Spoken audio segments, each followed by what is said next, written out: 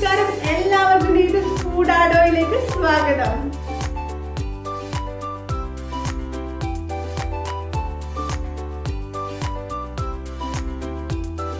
എല്ലാവരും സുഖമായിട്ട് സേഫ് ആയിട്ടുണ്ടെന്ന് പ്രതീക്ഷിക്കുന്നു. വീട്ടിൽ സേഫ് ആയിട്ട് ഇരിക്കുമ്പോൾ ഉണ്ടാക്കാൻ പറ്റിയ ചെറിയൊരു റെസിപ്പി ആയിട്ടാണ് ഞാൻ ഇന്ന് വന്നിരിക്കുന്നത്. കുക്കിങ്ങിനെ കുറിച്ച് കൂടുതലായിട്ടൊന്നും അറിയില്ലാത്തവർക്ക് പോലും പെട്ടെന്ന് ഉണ്ടാക്കിയെടുക്കാൻ പറ്റിയ റെസിപ്പിയാണിത്. എഗ് മസാല. വീട്ടിൽ കുറച്ച് എഗ് ഉണ്ടെങ്കിലും വരും, നമുക്ക് പെട്ടെന്ന് തന്നെ എഗ് മസാല ഉണ്ടാക്കാം. എഗ് മസാല ഉണ്ടാക്കാനായിട്ട് ആദ്യം തന്നെ നമുക്ക് 2 തക്കാളി ഒന്ന് ബോയിൽ ചെയ്തെടുക്കാം. തക്കാളി മുങ്ങാൻ ആവശ്യമുള്ള വെള്ളമാണ് ഞാൻ എടുത്തിട്ടുള്ളത്. തക്കാളിയുടെ 2 സൈഡും കട്ട് ചെയ്തിട്ട് ഞാനിപ്പോൾ വെള്ളത്തിലേക്ക് ഇട്ട് കൊടുക്കുന്നുണ്ട്. 3 മിനിറ്റ് തക്കാളി നമുക്ക് നന്നായി ഒന്ന് തിളപ്പിച്ചെടുക്കാം. തക്കാളി ഞാൻ മാറ്റി വെച്ചിട്ടുണ്ട്. അടുത്തതായി നമുക്ക് മസാല തയ്യാറാക്കിയെടുക്കാം. അതിനായി പാനിലേക്ക് നമുക്ക് 1 ടേബിൾ സ്പൂൺ ഓയിൽ ചേർത്ത് കൊടുക്കാം. 3 മുട്ട ഞാൻ ബോയിൽ ചെയ്ത് വെച്ചിട്ടുണ്ടായിരുന്നു.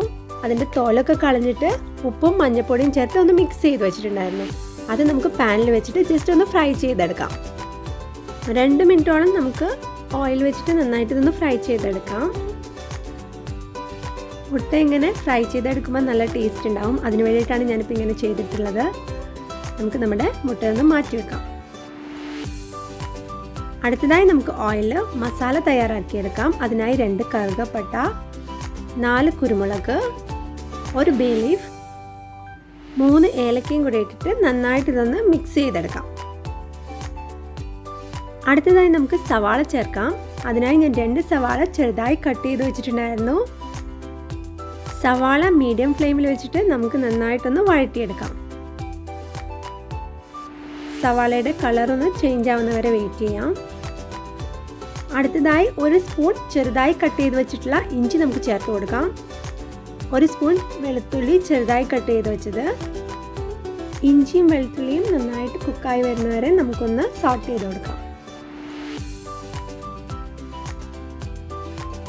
ഇഞ്ചിയും വെളുത്തുള്ളിയൊക്കെ നന്നായിട്ട് കുക്കായി വന്നിട്ടുണ്ട്.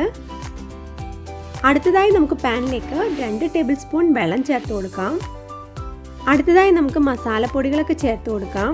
1 ടേബിൾ സ്പൂൺ മല്ലിപ്പൊടി, 1/2 ടേബിൾ സ്പൂൺ മഞ്ഞൾപ്പൊടി, 1 ടേബിൾ സ്പൂൺ കാശ്മീരി മുളക് പൊടി, 1/2 ടേബിൾ സ്പൂൺ ജീരകപ്പൊടി, 1 ടേബിൾ സ്പൂൺ ഗരം മസാല. മസാലപ്പൊടികളുടെയൊക്കെ റോ സ്മെൽ മാറുന്നവരെ നമുക്ക് നന്നായിട്ടൊന്ന് സോട്ട് ചെയ്തെടുക്കാം.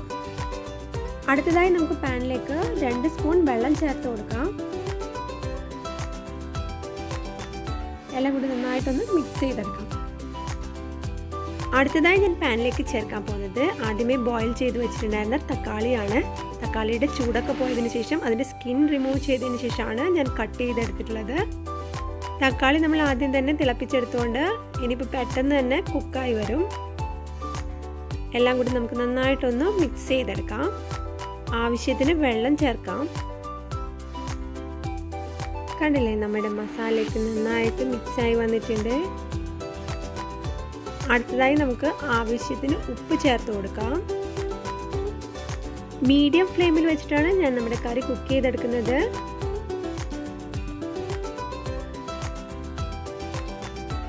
അടുത്തതായി നമ്മുടെ മസാല അടച്ചു വെച്ചിട്ട് ഒരു 5 മിനിറ്റ് നമുക്ക് കുക്ക് ചെയ്തെടുക്കാം.